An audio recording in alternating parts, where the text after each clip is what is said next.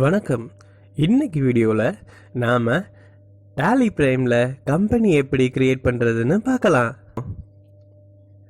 நாம் புக்கில் எப்படி டிரான்சாக்ஷனை நோட் பண்ணி வைப்போமோ அதே மாதிரி பிஸ்னஸ் டிரான்சாக்ஷனை நோட் பண்ணி வைக்கிறதுக்காக டாலி பிரைமில் கம்பெனி கிரியேட் பண்ணணும். ஃபர்ஸ்ட் கிரியேட் கம்பெனியை செலக்ட் பண்ணணும். கம்பெனி நேமை என்டர் பண்ணணும். தென் அட்ரஸ் டைப் பண்ணணும். டாலி பிரைமில் இந்த ஃபீச்சரை ஆட் பண்ணியிருக்காங்க. இப்போது தமிழ்நாடுன்னு செலக்ட் பண்ணணும்னா TAM டைப் பண்ணாலே தமிழ்நாடுன்னு டிஸ்பிளே ஆகும். நாம் அதை செலக்ட் பண்ணிக்கலாம். கண்ட்ரி ஆட்டோமேட்டிக்காக செலக்ட் ஆகிரும்.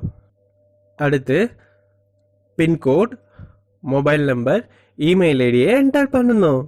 ஃபினான்ஷியல் இயரை செலக்ட் பண்ணணும்.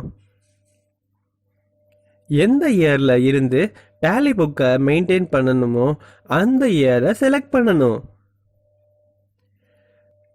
நெக்ஸ்ட் ஃபீச்சர் என்னன்னா, என்டர் கீயை ப்ரெஸ் பண்ணி நேவிகேட் டவுன், பேக் ஸ்பேஸ் கீயை ப்ரெஸ் பண்ணி navigate up, press F12 for configuration.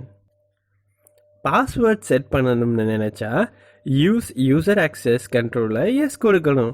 Use tally Walt பாஸ்வேர்டை எஸ்ஸாக செட் பண்ணணும். நாம் இப்போது பாஸ்வேர்டை செட் பண்ணிக்க முடியும். @ Ctrl+A கொடுத்து சேவ் பண்ணணும். இப்போது கம்பெனி கிரியேட் ஆகிடும். இப்போது நமக்கு வேறு நிறைய ஃபீச்சர்ஸ் காட்டும். நமக்கு ஏதாவது ஃபீச்சர்ஸ் வேணும்னா எஸ் கொடுத்து செலக்ட் பண்ணிக்கலாம். Show more features yes select பண்ணுனா நிறைய ஃபீச்சர் காட்டும். ஃபைனலாக ஆக்செப்டில் எஸ் கொடுத்து சேவ் பண்ணணும்.